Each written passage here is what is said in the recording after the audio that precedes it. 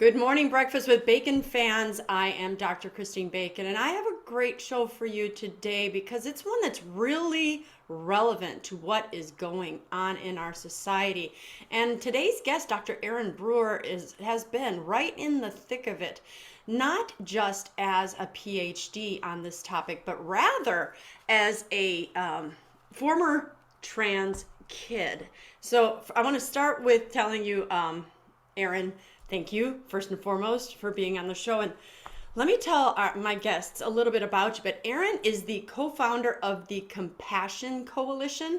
That's an international group for those fighting to ban invasive, harmful, and unproven medical interventions for gender confused children. As well, she's also co-founder of Advocates Protecting Children, a group to raise awareness and support efforts to stop the unethical treatment of children by schools, hospitals, mental and medical health care providers under the duplicitous, and it surely is, the duplicitous banner of gender identity affirmation. So she definitely is an educated woman. She got her BS. Let me read this part. She got her BS at Hampshire College in Amherst, Massachusetts, and both her master's and doctorate in education at Utah State University. So, Erin, I don't always read people's bios, but I want to get that out there because I want them to know that not only are you a woman who was a former trans kid and you're speaking out of your own history, but you've studied this. You're an author. You've written more than 10 books, I think, right around there. I looked at them and there were so many. Well, and it's really interesting because one of the things that happens over and over again whenever I testify about this in front of legislative hearings for legislation trying to ban these really harmful medical interventions, inevitably somebody from the opposition will challenge my credentials.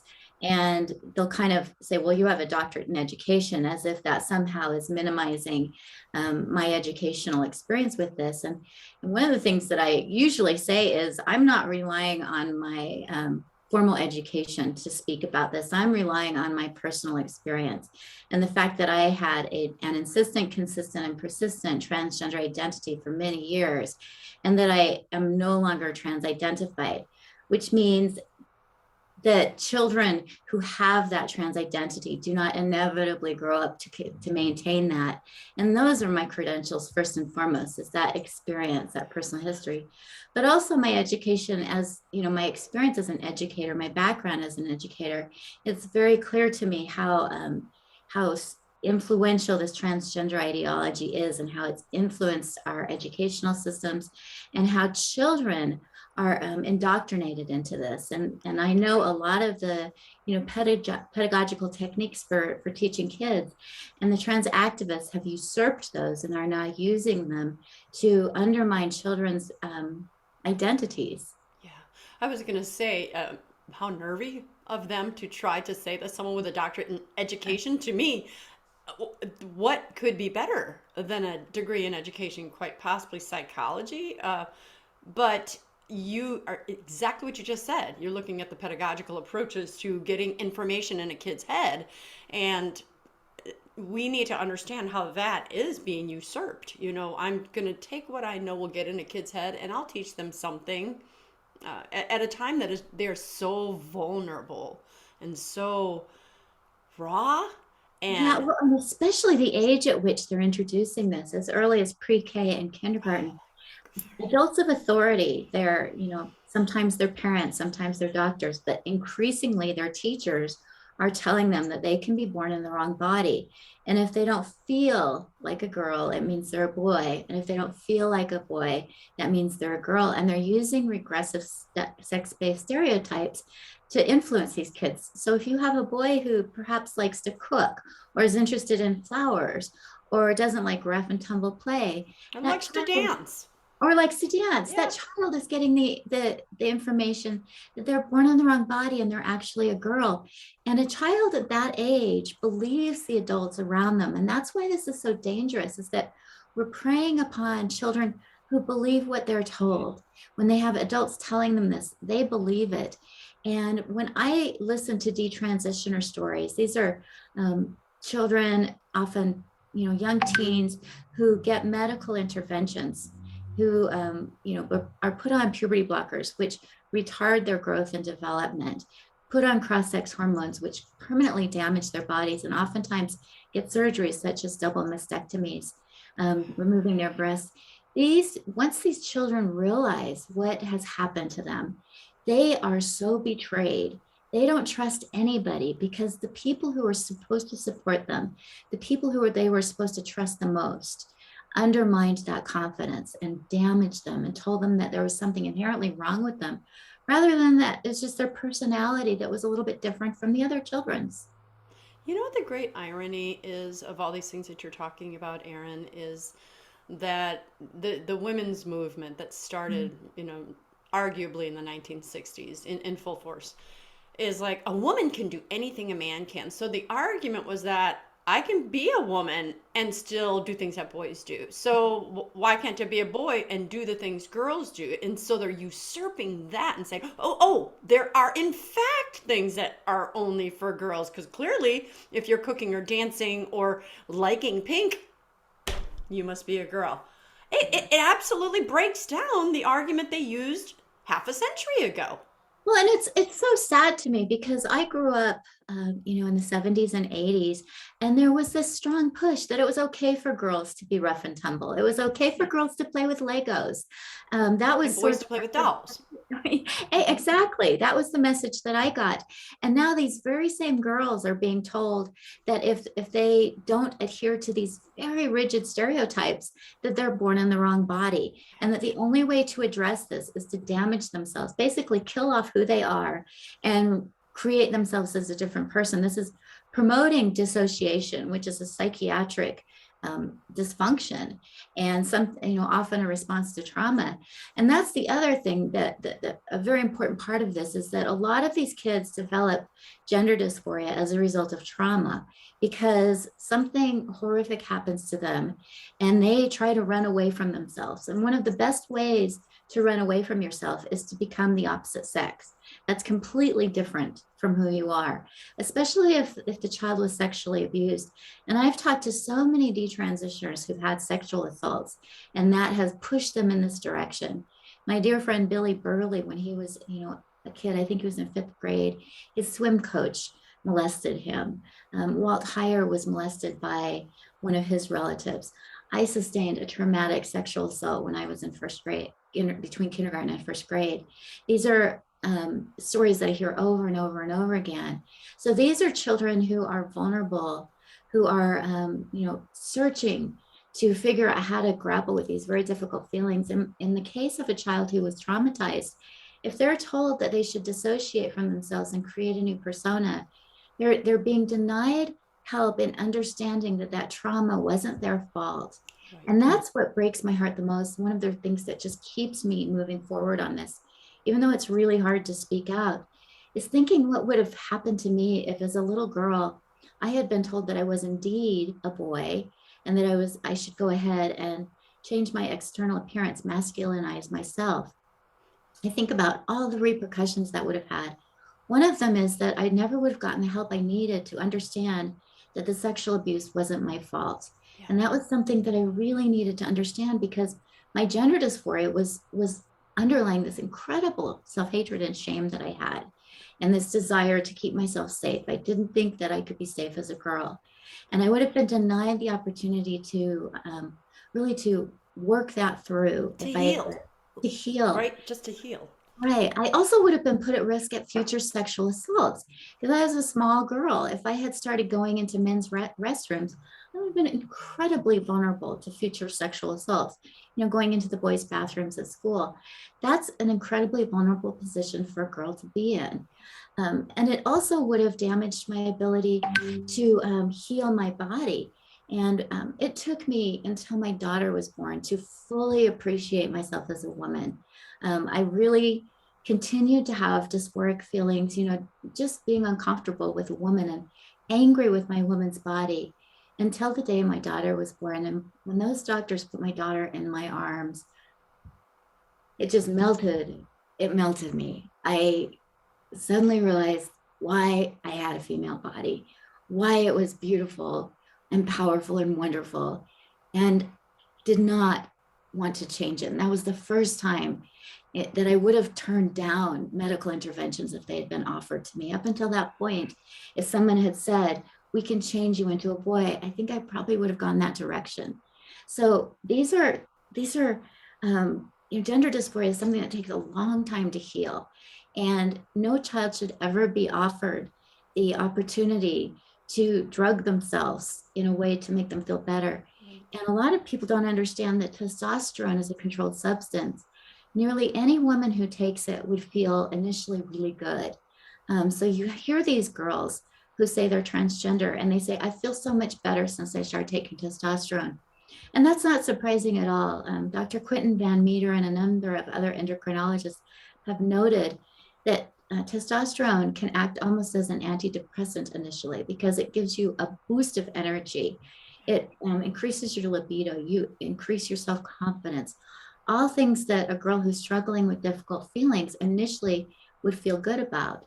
But it's very similar to the opioid crisis. Don't give drugs to people to dampen their feelings, to allow them to run away from those feelings, especially children. Instead, we need to encourage them and let them know that they can work through these difficult feelings, they can heal, and they can move on. Right. And how old were you when you had your daughter? Because you're saying that's when you felt that you would have I really was young. 18, 19, I 30, was 20, 20. No, 20. 20. Yeah, and I really continued to struggle with issues of, I had, sort of borderline anorexia. I Mhm. struggled with, the having the very female body. Yeah, And breasts and the yeah, breast, waistline and exactly. And, yeah, and the and curve. hips that developed, right. Right. But I nursed her and there was something that was so beautiful about That that. is That one of the greatest gifts, Erin, Oh my nursing. gosh. Yes. And I couldn't even really imagine it before I had her. But as soon as she latched on and she looked up, I mean, she looked up at me with those beautiful eyes as she was nursing. And I just felt this connection with her and my body and my womanhood that was so powerful. And I'm so thankful for that opportunity because if I'd had my breast cut off, I never could have had that wonderful experience with her. And then I had two other children after that, each of whom I was able to nurse. And that connection is just so profoundly beautiful. And I understand not all women are able to nurse their kids, but to take that choice away from a girl when she's still trying to grapple with Figure out difficult who she feelings, is. and, Yeah. and not to mention the infertility that would occur if she's put on puberty blockers and then cross-sex hormones. I mean, Mm. we're taking away this incredible choice. Even in high school, I went into a doctor and asked him if he would sterilize me because I was convinced I didn't want kids. And he looked at me and said, come back when you're 30. And I'm so grateful. I mean, I honestly did not like children, did not think I ever wanted to be a mother. And now my children are, I mean, there's just such an incredible joy in my life. I never would have thought that I would enjoy being a mother so much. Yeah. Erin, let's go to the beginning. So people are watching going, okay, how bad were you? Were you just a little bit? Did you just, did you just like to wear your brother's jeans or something? Let's go to the beginning of your childhood. Kind of take us on the journey to where you understood and these feelings happening. And then, of course, you spoke of trauma. Was that where it began, or did it begin before that? And that's a really good question. I often think that kids who develop gender dysphoria already sort of have been pushed in that direction a little bit. So my parents divorced when I was 4.5, 5 years old. And one of the messages that I got was that my father didn't like me because I was a girl. This is something that my mother said a lot. And I don't know where that came from. But it was sort of a message that, I had actually thought that I caused the divorce because if I had been a boy, that wouldn't happen. So I already had these kind of complicated thoughts going on. But then my brother and I were playing in a park together, and two men accosted us, and they sexually assaulted me, and they didn't attack my brother. They told me that if I resisted and tried to fight them off, which I had been trying to do, that they would actually cut his penis off.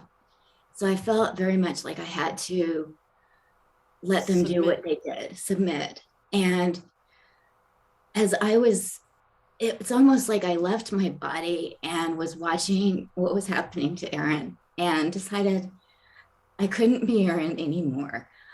It was too scary. It was too ugly. And I was so ashamed of what they were doing to me that it was almost in that moment that I just decided I was a boy. And I wasn't even decided. I mean, I say that now, but it was more like it's like something just snapped in me and I was not Erin anymore. I wasn't that little girl who was taken advantage of in such an ugly and mean way. Um, I went to school starting in first grade and was just adamant that I was a boy.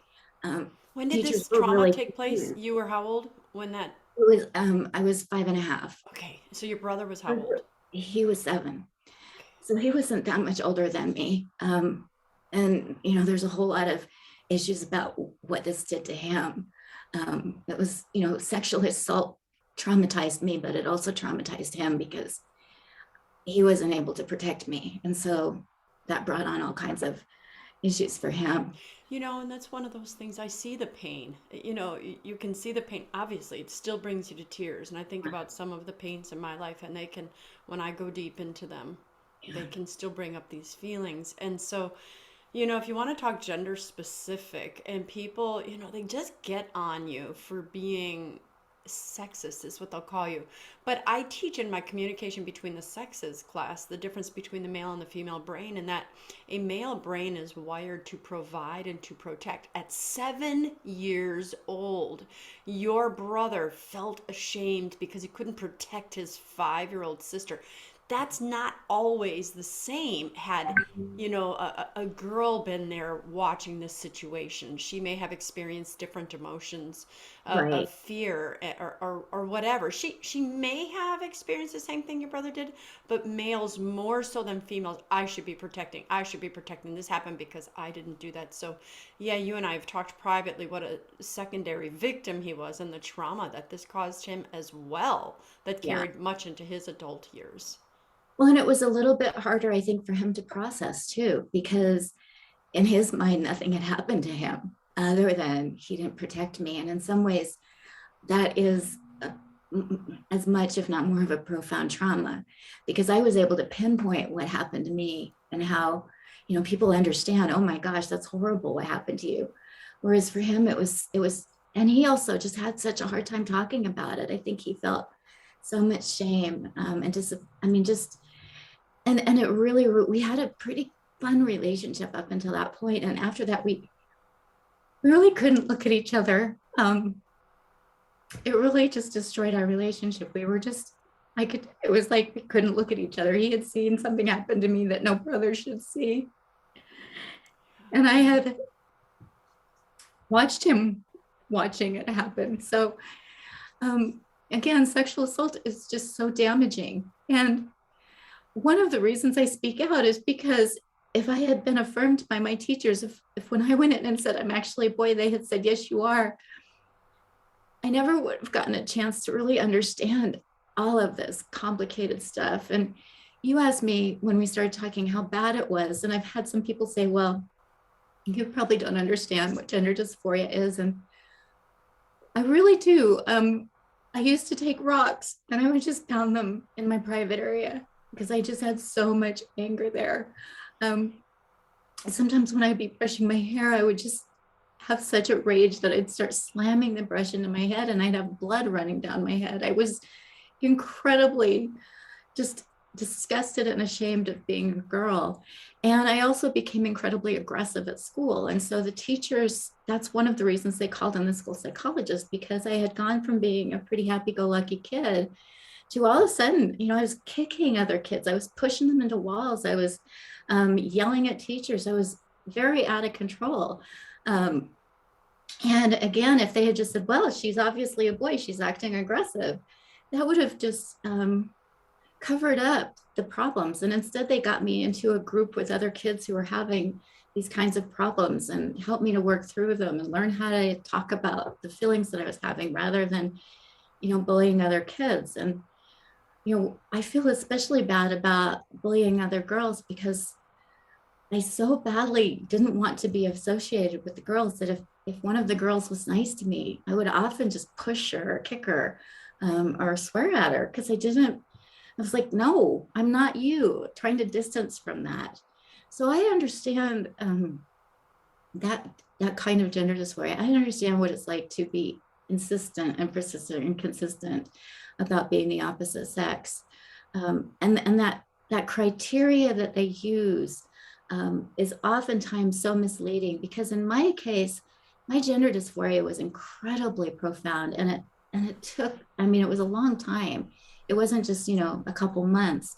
Kids these days are oftentimes diagnosed with as a transgender identity after just even a couple weeks. Sometimes they're given medications, and so Look at the craziness you see in Hollywood where I'm not uh, going to assign my child's gender. What? right. It's so crazy, and it's ironic because again, I grew up in a time where there was this push that you know a girl can be a president or a construction worker, and now it's almost going backwards and saying no, if you're a girl you need to be ultra feminine.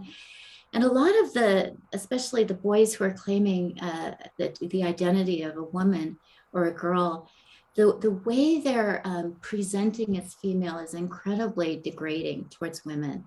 It's almost like I always kind of compare it to blackface that was Yes. used during minstrel shows to mock Black people. And that almost is what it seems like, is that they're wearing woman face and they're mocking what it's like to be a woman.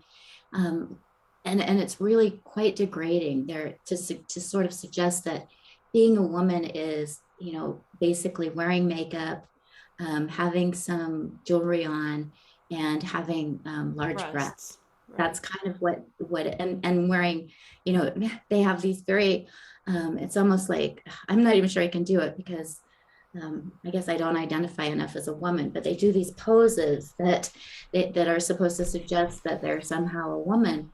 And people don't realize how many of these men, they don't have gender dysphoria. This isn't about, these difficult feelings I had. And that's one of the things that I try to really do in my educational outreach, is to explain that there are people with gender dysphoria. And those people have genuine difficult feelings and need support. But there are also predators and pretenders. And these are usually men who are trying to access women's spaces, oftentimes because they get sexually aroused by it. And so anytime you open the doors to someone like that, you are putting women and children at risk. So this isn't in any way about being loving and kind to people. Being loving and kind to someone with gender dysphoria is not to reflect that they were born in the wrong body, but to help them to feel comfortable in the body And the that one they that are they in. have. Um, Yeah. being loving and kind is not allowing a predator into a women's bathroom. It's saying, no, we have to have these boundaries. They're important. And yeah. How old are you? Oh, I'm in my 50s, You're in your 50s. So when you were saying you were a little girl, we're talking about early 70s. early And 70s. there was a Yeah. teacher that, because that was before this really large push for an agenda happened, which is why I needed your age. So Yeah. just to clarify, there was a teacher that spoke to you and didn't say, no, you're bad, you're not a boy. But she literally just allowed you to keep on going in a good direction and gently, pushed you in the direction that, am I phrasing that right? Or how do you say she? Well, actually, the teacher was concerned about me because she saw this kid who was just acting in a way that didn't make sense. And so she referred me to the school psychologist, and the school psychologist did an assessment and, came back, met with my mom and the teacher and the principal and said, yes, Aaron wants to be a boy. Clearly, she's not a boy, and came up with some really simple recommendations on how the teachers and my mom could help me work through this. And interestingly, a lot of those recommendations are now illegal in many states because they would be Yes. considered conversion therapy. So that's what I wanted you to kind of work Yeah. into. So the Right. things that you received then are Mhm. forbidden. I mean, we're literally looking at this show hoping that it's allowed to be played on social Right. media because Right. we're talking about a very real and a very difficult subject, and Mhm. yet it is the ideologues, the bad people. right? Let's just say that, are trying to silence this narrative. And this isn't just Christine Bacon coming out with her opinion. This is a guest who lived through it, who's educated in it, who's written books on it, who's spoken in front of Congress. So there's a problem. There's an absolute push to not let our children discover who they are and grow. Like, thank God this horrible situation that happened to you in the time frame that it did. So Well, today you're working to help these kids. Oh, go ahead. I didn't want to oh, interrupt. no, it's interesting because for most of my life, um, I feel like this, what happened to me really sabotaged my life. I mean, I feel like it's almost, it sort of reminds me of like a river running through the Grand Canyon. It took, this beautiful little girl that was me before the assault and just cut this huge gully through me that it seemed like it impacted so much. I mean, it was hard for me to navigate life. And all this time, I was always wondering, why did this happen to me? How does this make any sense? And for the first time, as this started to be an issue, I understood why this, how this all made sense and why this is something that happened to me and how I can speak out about it and how I can use something that was horrific, hopefully to prevent this from happening to other kids. And a big part of that is these therapy bans that are so dangerous, that are preventing children like me from getting the help that they need. That school psychologist back when I was a kid now would often, in many states and in many countries, be compelled to say, Erin's a boy. She needs to be allowed to go into the boys' bathroom. We're going to use boy pronouns with her, and we're going to require all the other children to pretend that she's a boy. That is what's happening now. That is what my life would be like if I were that little girl these Yeah. days. And that's why I speak out about it, because as difficult as it was for me to live my life as a girl after having gone through such a horrible thing, it would have been even worse if I had been told that I Oh was so boy. damaged that I had to become a boy. If I had been put on puberty blockers that would have retarded my development, if I had been put on cross-sex hormones that would have permanently damaged me, and the combination of puberty blockers and cross-sex hormones would have denied me my fertility. That's what happens to these kids. And I think it's bad enough that they're having to endure the trauma or have these very difficult feelings that they don't fit in. But then for them to be put on this incredibly damaging path and for there not to be another treatment alternative, it's just unconscionable. These kids need to be protected.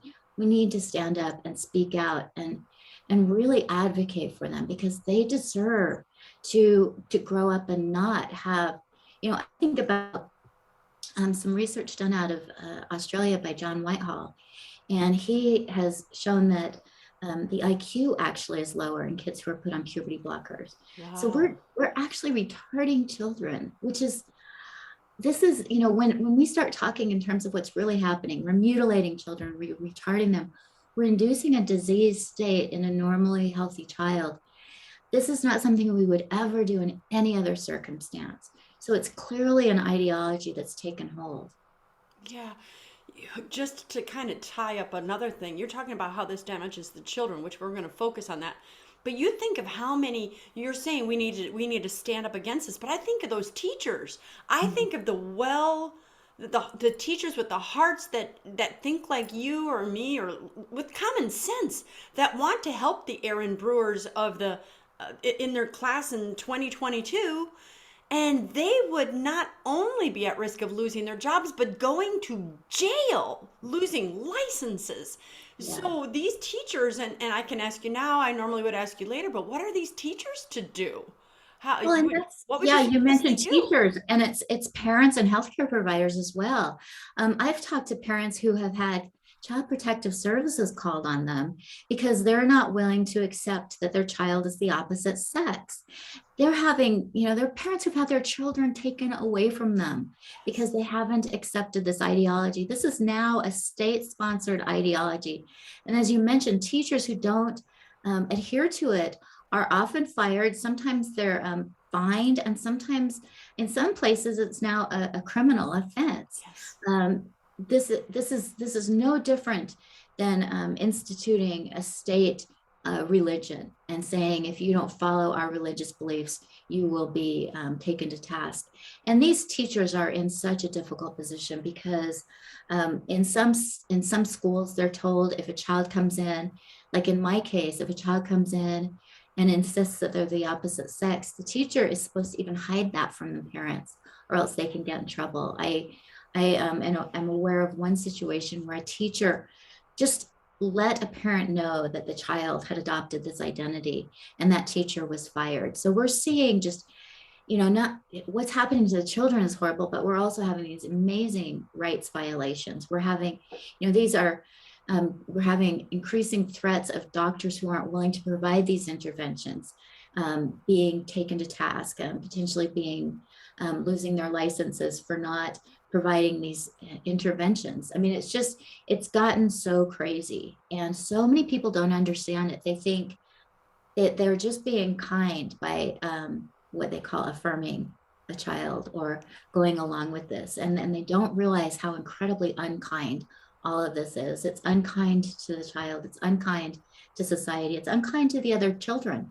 Imagine the children and the confusion that it causes to my classmates who knew I was a girl. If the teacher had said, you're going to have to start pretending that Aaron is a boy, and if you don't pretend, you're going to get in trouble. We're basically undermining those children's Common confidence, sense. common sense. And to me, it's very much grooming, because this is something that groomers, sexual groomers, predators do. They try to undermine children's confidence in authority figures. They try to separate them from the important adults in their lives. And they confuse them so they don't know what to believe. And that's exactly what this ideology is doing to our children. And people who are speaking out against it are vilified, and oftentimes they're harassed. And as you said, deplatformed. I'm being very careful about the kind of language that I'm Thank using, you. because there's certain things that I could say that would automatically flag this. And they're very simple and basic things that I'm not going to say, because I don't want to get for you to get harassed. Right. But it's to me, again, sometimes, a violation of very basic right to freedom of speech, right to religion. We have girls now, Muslim girls, who are now basically losing their rights to privacy in bathrooms where boys are now allowed to go in. We have the Chicago School District recently said that any child can go into any bathroom that they identify with, which means that any boy can go to any girl's bathroom and any girl can go to any boy's bathroom. We have, we're seeing with the swimmer, Thomas, who is pretending to be a woman and is walking around the women's bathroom fully intact. His biology is right there. He hasn't had any changes made. Right. And these are women who have to just put up with that. And if they complain, they're often the ones that get in trouble. And so it really is a case where we have a whole society that is undermining the rights and protections of women and children, and pushing this ideology in a way that is just incredibly harmful. And increasingly, it's being pushed through government coercion. I'm I'm being careful as well. So that's why I look at you and I have all these questions in my head. I'm like, what should I carefully ask? I don't even know if I should say this name publicly, but are you, because he's been deplatformed, but the most renowned researcher in this area, Dr. Joseph Nicolosi. Mhm. And many of his books have been taken off of Amazon, and they've had fights against it. But his research, correct me, you're familiar with much of his research. Yeah. So I listened to a show that I can't find now. And Yeah. I'm going to go directly to his site and try to contact and find this again. But listening to, for decades, he had a, what would you call it? Not a hospital, school, a study, lab, whatever. And wasn't it upwards of 87% of the people who came in identifying as the opposite gender went back to the gender of their biology after some. Well, and I'm not exactly sure what the statistics are, but one thing that I want to make 100% clear to the listeners is that the people who engage in this kind of therapy, the kind of therapy that helped me, they're not using coercion. They're not using, damaging people. They're not electrocuting them. They're not, submerging their hands in All water. those They're silly things that all some of people these are trying things to that lie are and say. illegal. I mean, these are illegal. Doctors can't abuse their patients physically like that. It's just, they can't. The other thing that I want to point out is that there hasn't been one single case where this has been shown to be true. I'm in a group with with a bunch of therapists and other concerned people, and there's not been one single complaint of somebody engaging in those kinds of techniques. What we're talking about that's being banned is basic therapeutic approaches that could be used with anorexia, with OCD, with bipolar disorder, with any kind of mental health issue. These are tried and true therapeutic techniques such as cognitive behavioral therapy Right. that are being banned. And these are therapists who have found that, they don't address the gender identity issue. They don't come on it head on and say you're not actually the opposite sex. They go in and they start to ask about these underlying issues. What kind of trauma is there? What kind of negative stereotypes do you have in your head? What kind of experiences have you had with your family or your friends? And what they find is that as people heal, the depression goes away, the anxiety goes away, and the gender dysphoria goes away. And that's because gender dysphoria is a coping mechanism in the same way that depression and anxiety are. It's a coping mechanism that people, Manifest. who have difficult feelings assume. And so that's something that I think the other side has been so disingenuous about, because when they talk about conversion therapy, sometimes they'll even talk about reparative rape. And it's absurd, the kinds of things that they're saying They're happen. bald-faced lies. There They have been lie. Yeah, research trying to find people, as you said, and yeah. like give us the name of the doctor. Where were you? What state? What? Right, And they right. just can't name them. They There's an can't, absolute yeah, attempt to just right. try to, once it's out there in the media, then you spend time having to defend yourself instead of the media doing their job and saying, And let's find out about this interestingly, before you put it right. out. And I mean, my stuff happened when I was, 5, 6 years old, and I have documentation. I can tell you the school, I can tell you the teacher's name, I can tell you the therapist's name. I can tell you, I can describe the school for you. These are things that, it's ridiculous for these people to say, well, I don't remember the name of the Because that goes therapist. against the nature of trauma. If it's Right. trauma Oh, and you this person's remember doing these this to you, you things. remember Yeah. their I mole mean, on their face, you remember yes, how long their hair was, you yes. remember their names, you remember the clothing Yes. they were wearing. You don't forget. Well, and you certainly remember something about them. I mean, the fact Absolutely. that I was a little kid who was struggling with all kinds of difficult issues, and I still remember Miss Hicken at Howard R. Drexel Elementary School. I mean, I can walk you there, And Right. so for somebody to just say that they don't, that all these things happen to them, but they don't quite remember who it was or where it was, it's just, it's sad. And I've seen there have been some researchers who are really good at detecting people who aren't telling the truth. And they've looked at some of the testimonies that these people have given about their claimed abuse at the hands of therapists, and it doesn't ring true. It Yeah. doesn't make sense. Their stories change all the time. They'll say that they went to this therapist when they were 10. No, they went when they were 12. No, they were 14. And what happened to them. And it's clearly this very nefarious attempt to undermine the rights of people who have endured these kinds of difficult things to be healed. And that, I mean, there's really only one treatment pathway available to a child like me now, and that isn't to be healed, it's to be damaged. Yeah, breaks my heart. So, what are we to do, those of us watching? So, I'm sure many people's blood is just boiling like, how dare you hurt our children, our collective? What can we do? I know that you're, a founder of these organizations. What? Give us some orders. Okay.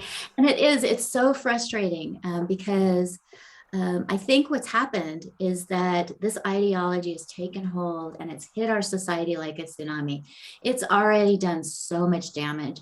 And we're in the process now of doing sort of recovery because, it's we didn't see it coming. Right. But Advocates Protecting Children is the organization that this sort of is the public face. We have lots of information there, and every Friday we publish a checklist of things people can do. And oftentimes it's just as simple as contacting a media outlet that runs a story that is misleading. We'll often see stories, transgender children being banned from sports, transgender children being banned from using the bathrooms. Those are headlines that are lies. Those are just complete lies. Nobody's banning children from using bathrooms. They're saying you have to use the bathroom of your biological sex. Nobody's banning children from sports. They're saying you have to compete against children of your biological sex. So just call media outlets when they run a story like that and say, this is a misleading headline. You're misrepresenting the truth. The other thing that I really encourage people to do is to go to school board meetings, to go into the school and see what's being taught there.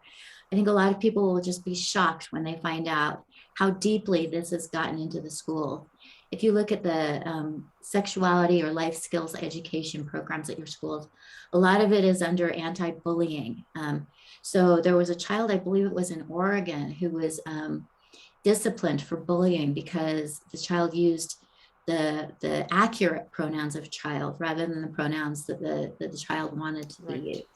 And so we need to stand up and protect these children who are standing for truth. Also contact your legislators and tell them this, that you want to ban these harmful interventions. And also just speak out about it, to share information. Go to our website, pick an article and share it. We have a bunch of memes on there that we've created to sort of push back against the ideology. Just share those on social media. If you're talking to someone, just explain to them how dangerous this is. Share a link to the show so that they can understand what is happening, because too many people just don't know what's going on. They think that, this is a very small percentage of the population. They don't want to hurt these children's feelings. And there's also this myth about suicide that's floating around there. And they've been very effective of using this to emotionally blackmail into people into accepting this ideology. Anytime a child threatens suicide if they don't get what they want, that's an indication that the child needs help. But in no other case do we give in to that kind of threat.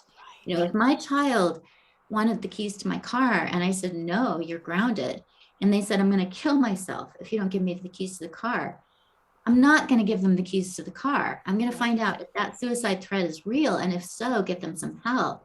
But in no way would I give them, what they're asking for, because that teaches them that threatening suicide is an appropriate way to get what you want.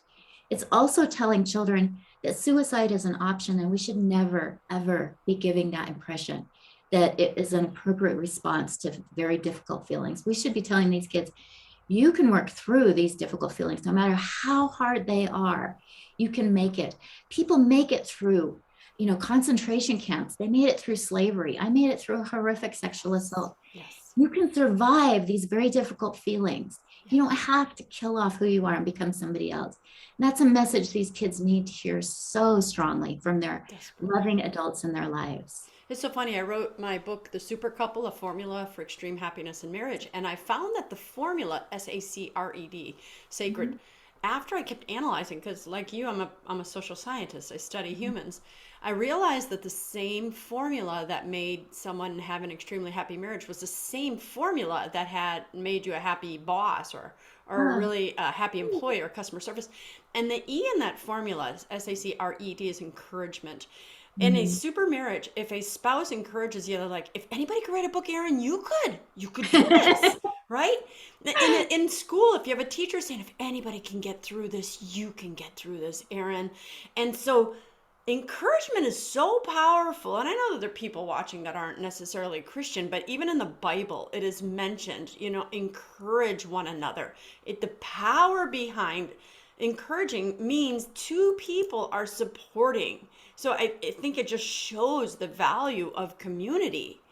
And so you're right. I can encourage you to succeed and say you can heal, or I can discourage you and say, oh, this is too big. You got it. You got it. Well, and it's interesting that you say that, because when I was in 7th grade, I was really struggling with a whole myriad of things. And I had a teacher, his name was Mr. Coelho. I hope it's okay to say that. And he was my history teacher, and he could tell I was really in trouble. And he sat me down and he talked about his experience in Vietnam. And you would think that that wouldn't be encouraging, but it was, because he talked about all the difficult things that he'd endured and how it was really hard to live with it, but that he was living with it and he was thriving, and he was such a good teacher. And, I mean, he was just, I still remember some of his lectures. He was such a good teacher. And that kind of him taking the time to say, I know it's hard. I know it's hard, but you can get through this, and sharing some really personal stuff about his difficult experiences. That was such an encouragement. And if we can do that to these children and let them know, we see you and we hear you and we know it's hard, but you are strong and you can make it. You're tough. You don't have to damage yourself or dissociate Right. or recreate yourself to be somebody new. Just the way you are, you can survive this and you can thrive. So we've talked about, okay, kind of teachers we haven't really fully given hope to. I really worry about them, teachers and doctors who want to help. You've kind of said with parents, go to those school board meetings. We've talked a little bit directly about the kids themselves. Let's encourage you. Let's tell you. Let's give you truth. Um, but we are all hitting these walls. Do you have any other, because I know what I'm thinking right now. Right now, I'm thinking to look into the camera and tell people, stand for truth. There will be consequences. You will be persecuted. You will be called names. You will be called bigoted. You will be called everything. But you know what? You're bigger than that. You're stronger than that. And you can take these consequences. If you're taking these consequences for a child or for somebody else, then you have to answer to God one day. And when I look at that and I'm like, I'd rather answer to God and say, I did my best. I didn't lie. I told the truth.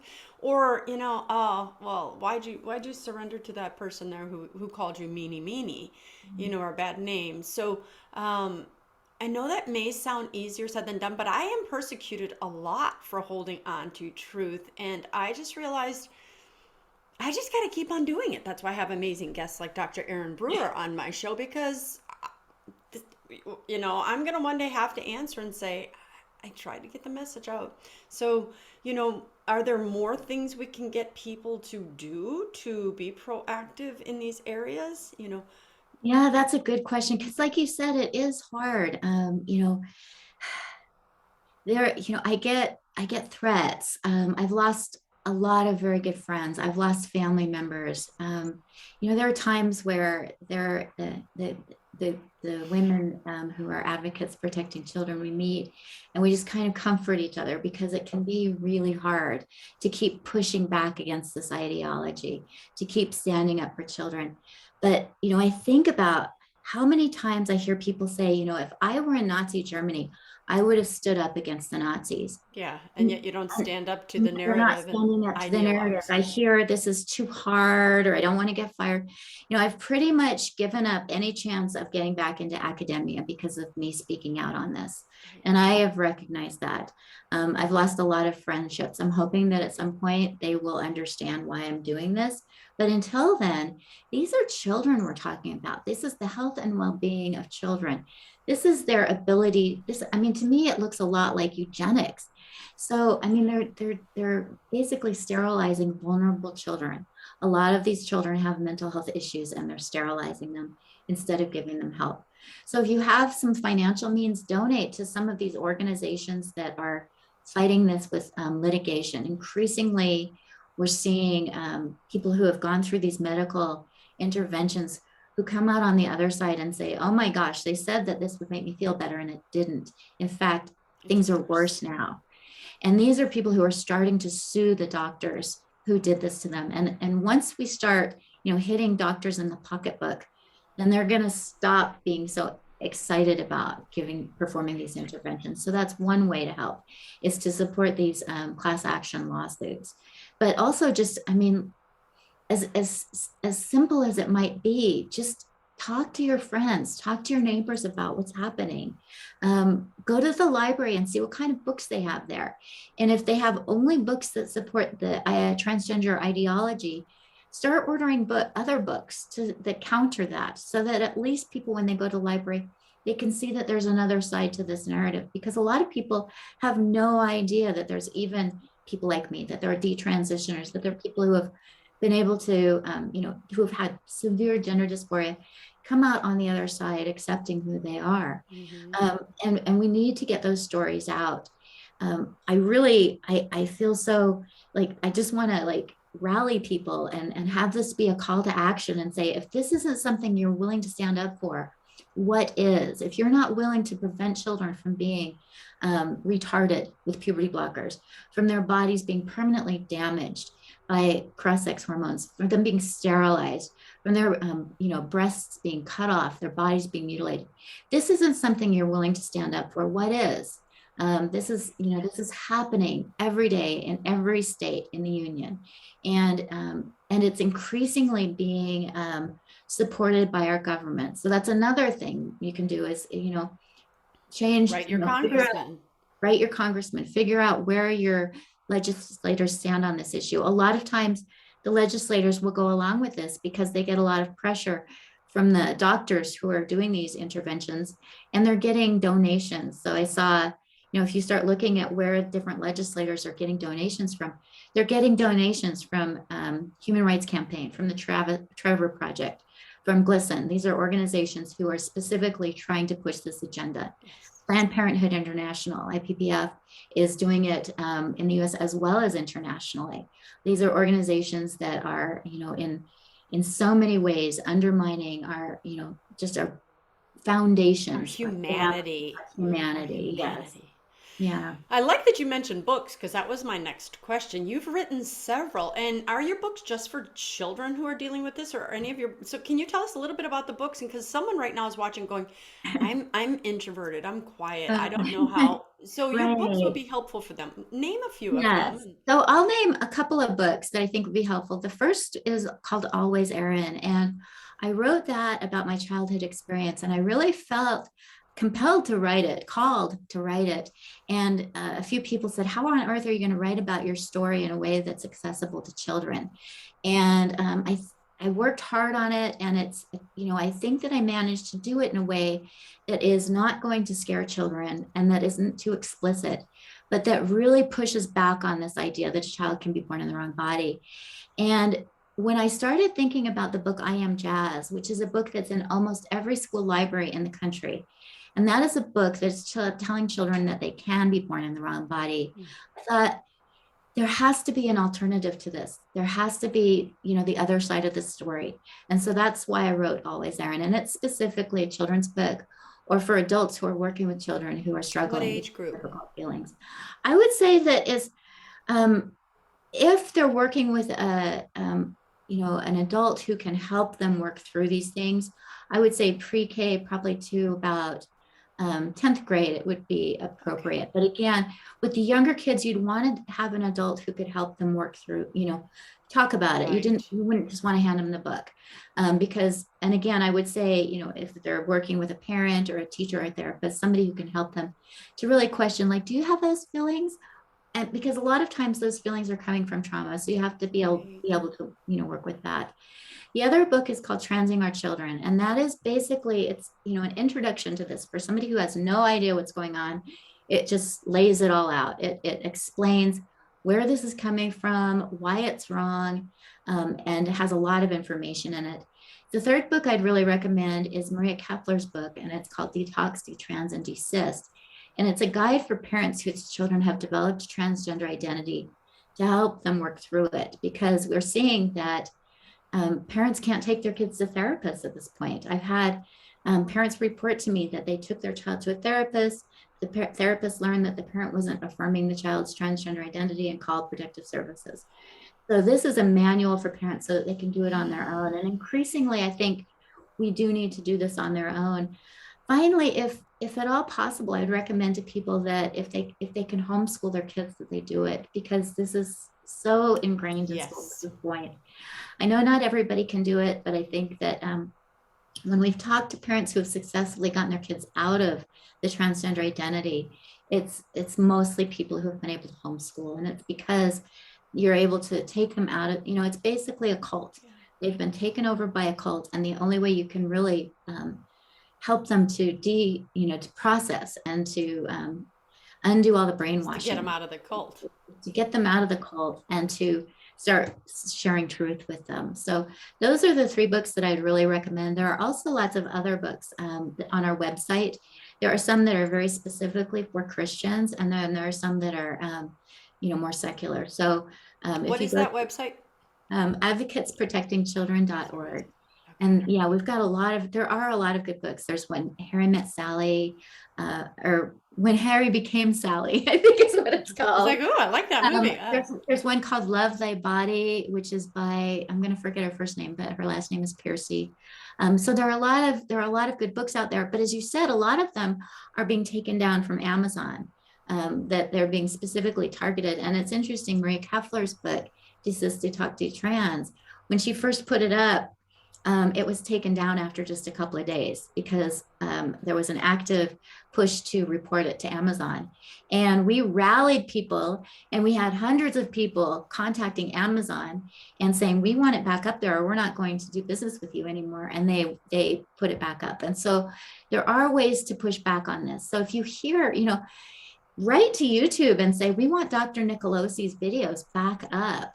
Um, anytime you hear of a case where somebody has been deplatformed, write to the social media, write to YouTube, write to Facebook and Twitter and say, we are not okay that you've taken this person's down, that you're denying their voice, because that's how they're controlling this. Is they're not. Yes.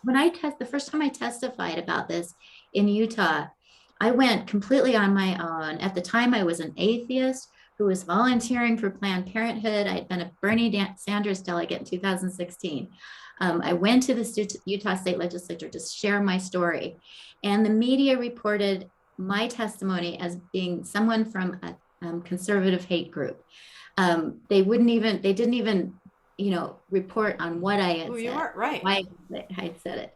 And so that's one of the concerns, is that the media just isn't reporting this accurately. So another thing that's important to do is go to these legislative hearings, testify if you can, even if it's just something to say. How do we do that? I'm ignorant of I that. know it's hard. They don't make it easy.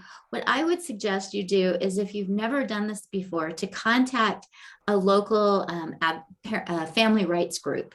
And if you don't have that, feel free to email us, and we can put you in touch with organizations who can let you know when different legislative actions are happening, Yes. and when and where you can testify. And sometimes you get 30 seconds just to say, I support this initiative, or I want to protect our children in schools. It's important to protect, just something very simple. Right. Sometimes you have 3 minutes.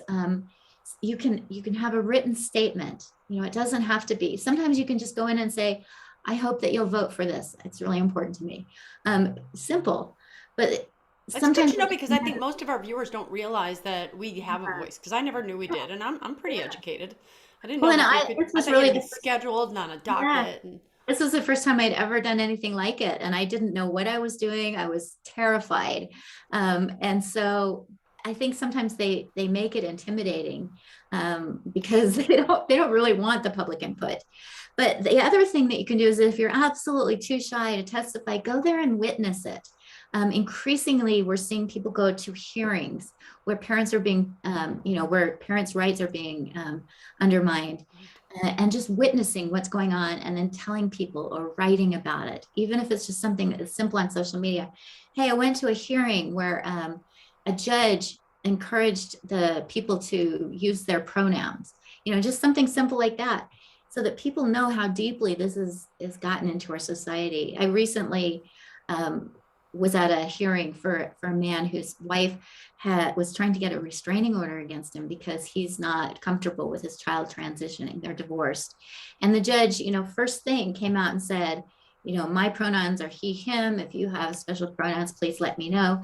That's a judge who's been captured by this ideology. That's a judge who is violating our rights right. because he is pushing his religious beliefs on us. This has gone past just, a simple ideology. This is now, gotten to the point where it's It's a being put religious belief. into legal documents. Right, Yeah. exactly. And it's so interesting. I know a mother who lost the right to see her daughter because she was not affirming. So the daughter ran away from home and was using they, them pronouns. And so all the legal documentation refers to this child as they, them. And then at some point, the child decided that she wanted to be called Zer. And so all the legal documents that had originally been they, them were now wrong because she was going by Zer.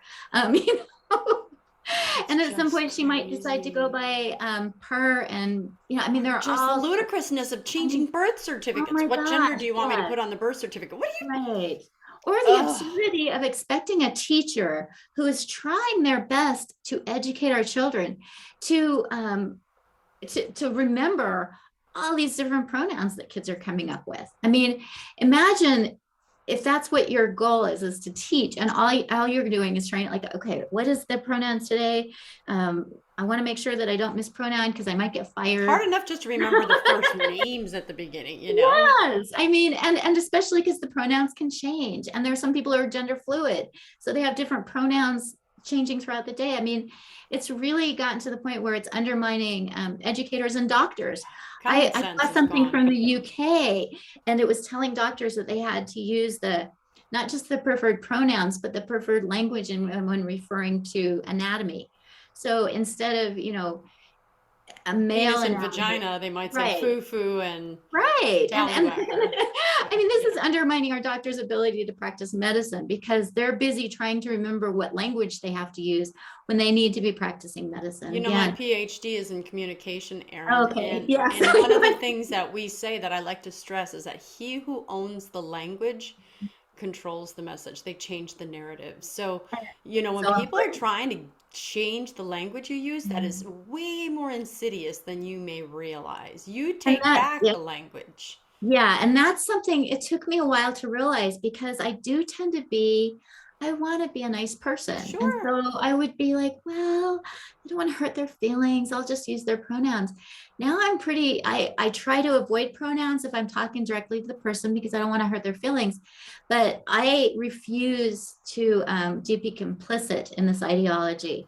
Yeah. And so that's another thing that people can do is just refuse to use the language that they're insisting that you use. Don't Right. accept it.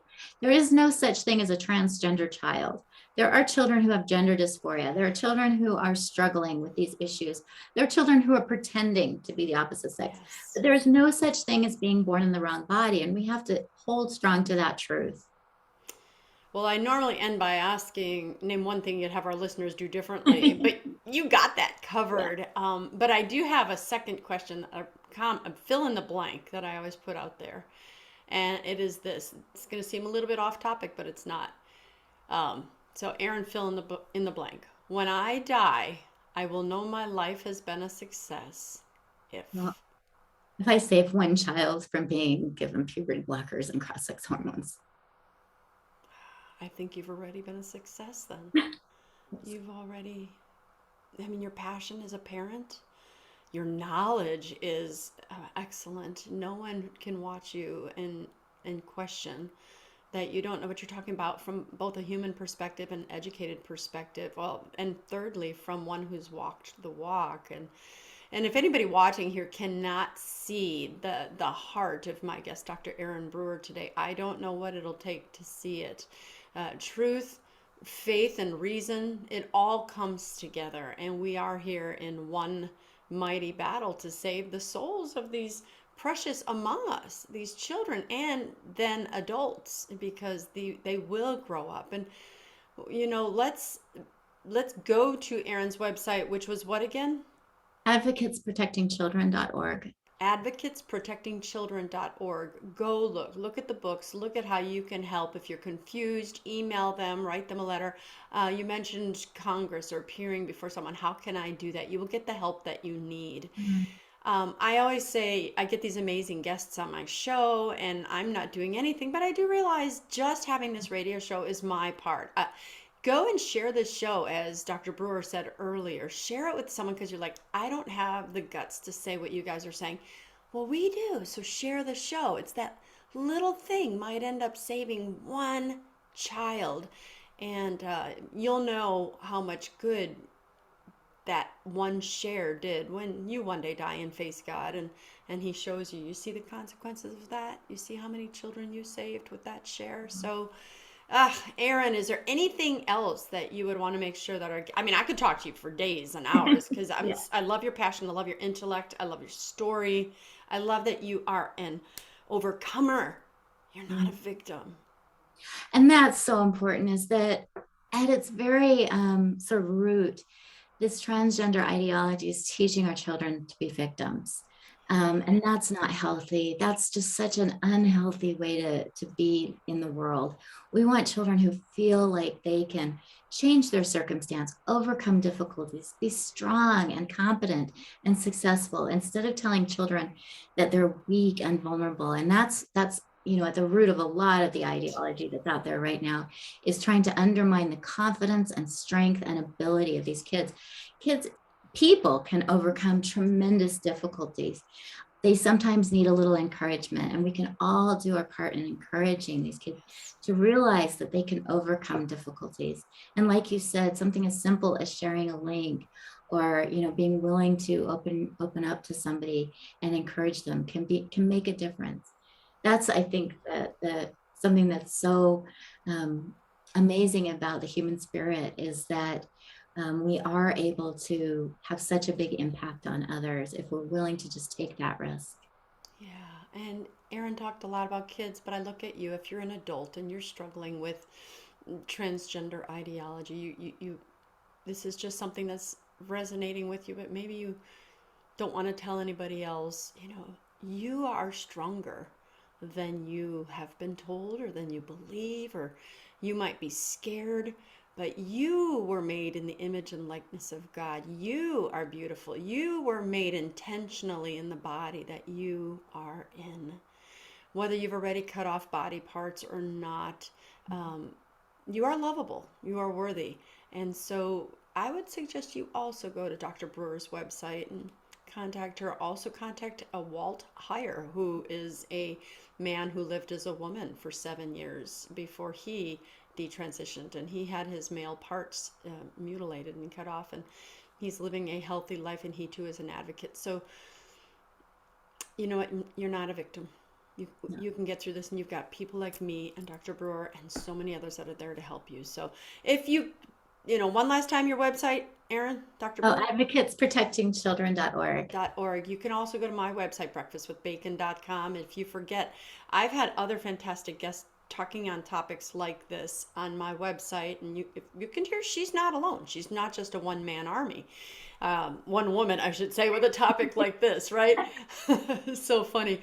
But go listen to the stories of other men and women who have been through this. And I'm honored to have had a lot of guests on my show who are so wonderful and transparent. So breakfastwithbacon.com. And I hate that I have to end my shows with this message as well, but censorship is real. We are getting deplatformed. I can name for you at least 20 people who had big, million person followings that are no longer on this channel. And I'm not naming the channel because that would be a flag, or other channels. And so what I'm asking you to do is find those people whose voices just seem to resonate with you. Mine, I hope, is one of them. Go to my website, subscribe to my newsletter. It comes out right now. It's actually been coming out once a week. It just tells you about the different shows and the different topics I've had.